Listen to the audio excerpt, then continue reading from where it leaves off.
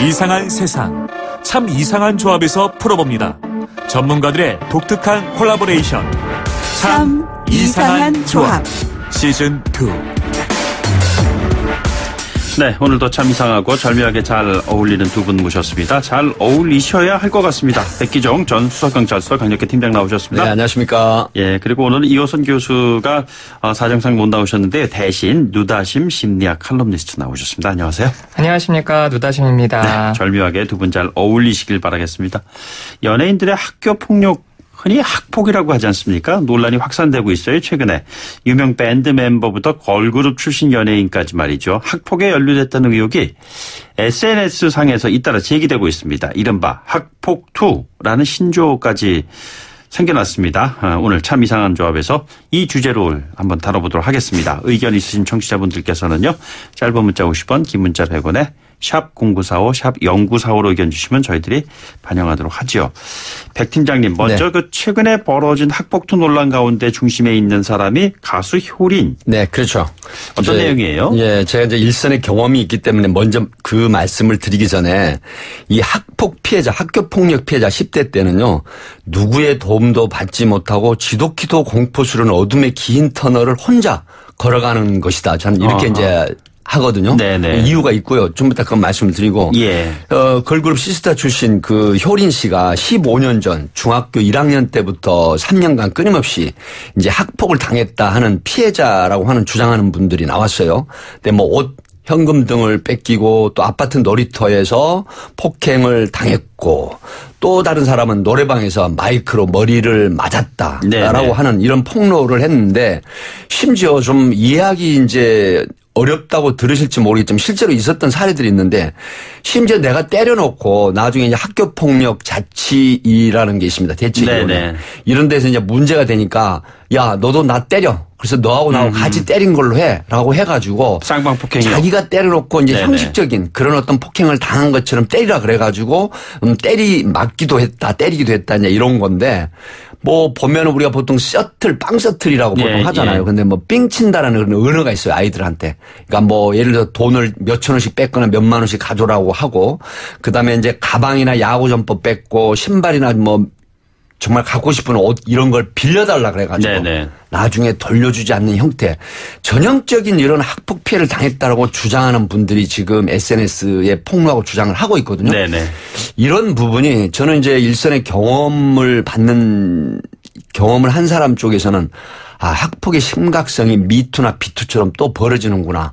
그 연예인들을 상대로 공적인 네네. 그런 연예인들을 상대로 해서 이것도 지금 사회적으로 한번 넘어가야 될 어떤 큰 산이고 이슈구나 하는 생각이 들었습니다. 지금 저희 백 팀장님께서 말씀하신 미투 이슈, 그리고 비투 이슈는 이제 빚이 그 연예인들의 그 자제 한때까지 연계되는 뭐 그런 거 말씀하시는 거잖아요. 그런데 이것이 지금 이제 학폭 해갖고서는 과거에 학창 시절에 있었던 폭력 사태가 다시 그렇죠. 이제 회고되는 거예요. 지금 그렇죠. 보면요. 유명 연예인들 특히 이제 이런 사람들을 보면서 난 학교 다닐 때 이렇게 엄청난 피해를 당했고 심리적으로 큰 시민성 병까지 생기는 형태가 있는데 저 사람은 가해자이면서도 이제 위장을 돼버린 형태로 저렇게 마치 선한 양처럼 활동을 하고 그런 모습에 더 큰 병이 깊어지는 그런 형태가 있습니다. 이 병이 깊어지는 심리 기절은 어떻게 우리가 이해를 해야 될까요? 칼럼니스트께서 한번 설명해 주시죠. 우리는 사람에 대해서 혹은 사건에 대해서 어떤 감정들을 갖지 않습니까? 네네. 그런데 이제 심리학 이론에 보면은 어떠한 그 감정이 끝나면 그와 반대되는 감정을 경험하게 된다는 대립과정 이론이라는 게 있습니다. 이게 뭐냐면요. 뭐 우리 소위 말해서 기대가 크면 실망도 크다 이렇게 얘기를 하잖아요. 그래서 이제 연예인들은 보통 물론 그 연예인을 싫어하는 사람도 있긴 하겠지만 대체로 연예인들은 대중들의 관심과 인기를 받습니다. 그래서 사람들은 연예에 대한 어떤 기대를 하고 또 요즘에는 연예인들의 어떤 그런 사생활을 자연스럽게 방송에서 내보내서 이 연예인들이 얼마나 정말 진실성 있고 괜찮은 사람인지에 대한 어떤 내용들도 많이 나가잖아요. 그래서 그 연예인을 그냥 좋게만 봤다가 이런 일이 이제 벌어짐으로써 그 연예인에 대한 어떤 좋은 감정이 끝나면 배반감, 분노 이런 것들이 이제 경험하게 되면서 이 연예인에 대한 그런 어떤 안 좋은 감정들, 분노들이 더 커지는 거고요. 특별히 그것이 우리가 살면서 한두 번쯤 경험했을 법한 어떤 폭력의 피해 네네. 이것과 이제 맞물리면서 사람들은 피해자라고 주장하는 사람들의 입장에 공감을 해버리고 예. 동일시를 해버리는 겁니다. 그러니까 그 분노는 그야말로 뭐 엄청날 수밖에 없겠죠. 그 백 팀장님 이게 연예인들의 학교 폭력 논란이 사실 이번이 처음은 아니잖아요. 네, 그렇죠. 지금 그 JYP 소속 그 JYP 엔터테인먼트 소속 연습생 윤서빈 씨라고 있어요. 네네. 그러니까 한 케이블 매체에서 꽤 그 이름이 알려져 있고 유명 아이돌 같은 그런 인기를 누리기도 했던 사람인데 윤서빈 씨가 고교 재학 시절 이제 학교 폭력 가해자, 소위 말하면 우리가 일진이란 말 있잖아요. 네네. 근데 일진의 두려움은 당해보지 않은 사람은 몰라요. 정말 제가 앞에서 혼자 아무런 도움을 받지 못하고 공포스러운 어둠의 긴 터널을 지나가는 것 같다라고 하는데요. 이런 어떤 그 가해자였다라는 얘기가 지금 나오고 그다음에 윤서빈 씨가 학교 때 교복을 입은 채로 흡연 또 음주하는 장면들이 SNS에 지금 올라오고 있어서 지금 문제가 되고 있고요. 그다음에 이제 그 유명 밴드 그 잔나비라고 있습니다. 예. 이 잔나비의 유영현 씨가 사실은 11년 전에 학폭 가해자로 해서 지독한 어떤 그 가해를 했었다라고 하는 폭로가 지금 이어지고 있는데 네네. 사실 고등학교 재학 시절에 많은 아이들이 피해를 당했다. 이제 이런 괴롭힘을 당했다. 지금 이런 폭로가 나오고 있거든요. 그래서 이제 한 사람은 이 그 폭력 괴롭힘에 의해서 정신과 치료를 받고 그다음에 그 고등학교를 다니지 못하고 전학을 했었던 이런 기억들을 지금 주장하거나 폭로를 했었다라고 하는데 뭐 시간상 다 말씀을 못 드리지만 이런 공적인 연예인들에 대한 아까 우리 그 누다심 교수님이 말씀하셨지만 나는 이런 피해를 당했었는데 지금 저 사람은 아무런 일 없었던 것처럼 어떤 대중의 관심을 받고 마치 선한 양의 그런 모습을 보이면서 활동하는 부분에 대해서 시민성 그 심리가 점점 깊어져서 2차 피해요? 예. 소위 2차 피해가 왜 오냐면요. 이 대인 기피증, 네네. 그다음에 무력감 이런 게 와요. 그래서 제가 일선의 경험을 보면 학폭이나 10대 때 폭력이 나중에 성인이 돼가지고도 그게 치유가 안 돼가지고 극단적인 선택을 하는 사람까지 있는 네네. 걸 실제 사례로 봤습니다. 아, 그렇습니까? 네. 꽤 오래전에 과거사에 대한 일이 다시 또 재조명되면서 들춰져지면서 이제 그 부분에 대한 책임 또 그 책임에 따른 실제로 연예인이라면 퇴출당하는 일도 빚어질 거 아니에요? 그렇죠. 근데 일부 네티즌들은 보면 말이죠. 과거의 일로 평생을 낙인지켜서 살게 되는 것이 과연 꼭 옳은 것이냐 뭐 이런 또 반론들 제기하는 사람들도 있어요. 사실 뭐 과거 일로 평생 낙인 찍혀서 살아야 되느냐라는 이 말을 들으면은 아 그래 그것도 좀 그렇겠다라고 생각이 들지만요. 네네. 사실은 그렇게 따지자면은 세상의 모든 범죄자들에게도 사실은 같은 논리가 적용될 수밖에 예, 없거든요. 예.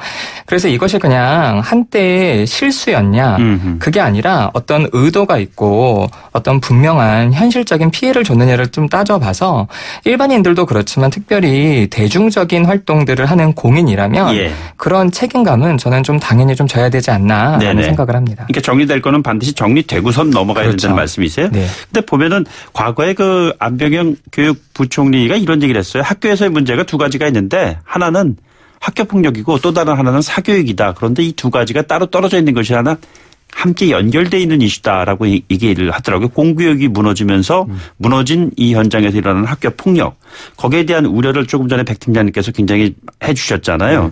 사실 종종 보도되기도 했던 그런 사안들 가운데 심각할 정도의 그런 사례들도 있었죠. 그렇죠. 지금 최근에 일어난 거 보면 작년 11월 13일 날 오후 5시 20분경으로 정확하게 말씀을 드리는데 인천에서 15층 아파트 옥상에서 4명의 10대 아이들이 같은 또래 한 아이를 끌고 올라가서 네네. 그다음에 거기서 이제 1시간이 넘도록 폭행을 합니다. 그렇게 하고 그다음에 이제 바지를 벗겨서 어떤 성적인 수치심이나 모욕감을 주는 이런 형태를 견디다 못해서 이 아이가 떨어져 죽겠다고 하는 신용을 하다가 결국 추락을 예. 합니다. 그래서 사망을 했는데 이게 지금 사회적인 이슈가 돼서 많은 공분이 있었고 청와대 국민청원에 소년법을 폐지하라고 하는데 이유가 있어요. 지금 이 아이들도 한 생명을 살해를 했습니다. 그런데 장기 7년 그다음에 단기 불과 뭐 1년 6월까지 받는 아이들이 있었거든요. 네네. 근데 소년법에 보면 일반 범죄는 최고 15년까지 선고를 하고 살인 등 특정 강력 범죄를 저질러도 20년을 초과할 수가 없어요. 그리고 이제 장기 같은 경우에는 5년을 초과하지 못하고 장기는 10년을 초과하지 못하고 네네. 단기는 5년을 초과하지 못하거든요. 그러니까 촉법소년이라는 게 있잖아요. 촉법소년이 알고는 소년법. 그러니까 소년법으로. 18세 이하, 19세 네네. 미만의 청소년들이 해당되는 그런 소년법을 적용을 하는 건데 예. 촉법소년이라고 하는 거는 12세 미만, 10세부터 더 12세 2세거든요. 예. 그렇죠. 이런 측면이기 때문에 한번 생각을 해보시자고요. 지금 이 아이가 태어나서 자라면서 중학교, 고등학교를 다니는데 같은 또래 아이들에게 생명을 빼앗기는 형태인데 이 아이는 영원히 돌아오지 못하죠. 그러면 남아있는 그 가족이나 부모들도 엄청난 그 외상후 스트레스, 트라우마를 겪는 거거든요. 근데 가해자는 불과 1년 6월에서 5년이나 7년만 징역을 살고 나온다? 그랬을 때 그 가족들이나 그다음에 주변인들이 겪는 그런 어떤 트라우마는 엄청나는 거거든요. 네네. 그런 측면이지만 현행 법 체계가 이렇기 때문에 어쩔 수 없죠. 또 하나가 있죠. 우리가 이제 통상적으로 딱 떠오르는 10대 아이들 얘기가 뭐가 있어요. 보면 인천의 여고생 사건, 그다음에 강릉 여고생 사건, 부산 여중생 사건 굉장히 많아요. 특히 작년 6월 달인가요? 간악산 폭행 사건이 있죠. 네, 1차 노래방에서 네네. 끌고 가서 몇 시간 동안 하고 간악산에 가서 무려 7시간 넘도록 폭력을 행사했어요. 이런 부분들이 모두 그렇게 중한 처벌을 받지 않아요. 그런데 이걸 겪는 아이들이나 그 가족들은 엄청난 이 후폭풍에 시달린다 하는 부분이기 때문에 한때 철없는 어린 아이들의 치기 어린 행동, 철없는 행동이다라고 하는 부분으로 치부해버리기에는 그 피해는 너무 크다. 이런 말씀을 드립니다. 그 트라우마의 정도가 어느 정도일 거라고 우리가 예상할 수 있을까요? 유다신 칼럼니스트께서 좀 정리해 주신다면요. 실제로 이 상담실을 찾는 많은 분들이 대인관계적인 어려움 때문에 찾거든요. 근데 그 대인관계인 어려움을 잘 들여다보면은 거의 다 바로 중고등학교, 초등학교 때 실제 상담하셨습니까? 네네. 예. 어떤 학교 폭력 혹은 뭐 따돌림 이런 것들을 경험한 사람들이 많습니다. 그러니까 무슨 얘기냐면은 이 어린 시절에 경험했던 것들이 그 이후에 어떤 대학이나 직장이나 사회생활이나 심지어 연인 관계에서조차 사람에 대한 기본적인 불신감으로 이루어지기도 하고요. 네네. 이렇게 해서 만약에 또 부모가 되면은 그런 어떤 분노 조절이나 이런 것들이 실패했을 경우에 자신의 자녀에게까지 이런 분노 조절이 되지 않아서 어떤 이런 폭행, 어떤 이런 폭력 사태가 벌어지는 일까지 벌어질 걸 제가 많이 봤기 때문에 네네. 진짜 이 학교 폭력이라는 거는 그냥 옛날에 뭐 그럴 수 있지 어릴 때 이 정도로 해선 될 일이 아니라 아주 심각하게 우리가 좀 이 부분을 해결하고 고민해야 될 필요가 있다 생각합니다. 그 굉장히 중요한 말씀 하셨습니다. 이제 학교 폭력 특히 10대 때 성인이 되기 전에 어떤 학교 폭력의 가해자나 피해자는 모두 피해자가 될 수가 있어요. 왜 그러냐면요. 방금 말씀하셨지만 학교 폭력 피해자가 나중에 자라서 반대로 가정폭력을 하는 사람으로 변질이 되기도 하고. 폭력의 대물림이에요. 그렇죠. 그리고 이제 대인 기피증이나 어떤 시민성 이런 어떤 병리적인 현상이 생기는데 그걸 극복하기 위해서 오히려 또 다른 폭력을 행사를 해요. 네네. 이런 부분이 있고 또 하나 있죠. 가해자. 그러니까 학교 다닐 때 폭력 어떤 학폭을 했던 가해자가 나중에 그런 어떤 죄책감도 생기기도 해요. 그러면서 어떤 병적인 부분이 또 돌출하는데 더욱 포악해지는 형태. 그러니까 그 폭력을 했던 사람이 점점 더 포악해지는 그런 사례가 생기고 유형으로 변질되기도 하는데 그래서 저는 양쪽이 다 피해자라고 하는 부분이거든요. 그래서 학폭이라고 하는 부분은 성인 20세가 지난 이후에 폭력은 그래도 소위 말하면 해소가 되고 치유가 쉽습니다. 하지만 어떤 인지 능력이 감수성이 굉장히 예민하고 인지 능력이 떨어진 형태의 가해나 피해는 똑같은 피해자가 될 수 있다. 네네. 엄청난 후유증이 온다라고 하는 부분. 그래서 결코 학교 폭력을 가볍게 봐서는 안 된다는 저는 그런 하두를 던지고 싶어요. 피해자는 더 큰 가해자가 되는 겁니까? 실제로 지금 얘기하셨듯이 학교폭력 가해자의 피해자는 상당수가 중복이 됩니다. 그리고 자신이 경험했던 것들을 극복하기 위해서 우리 마음에서 희한하게 네네. 반대 역할을 함으로써 그걸 좀 보상하려는 심리들이 있어서요. 실제로 많은 피해자들이 가해자가 되는 경우들이 많습니다. 아, 그렇습니까?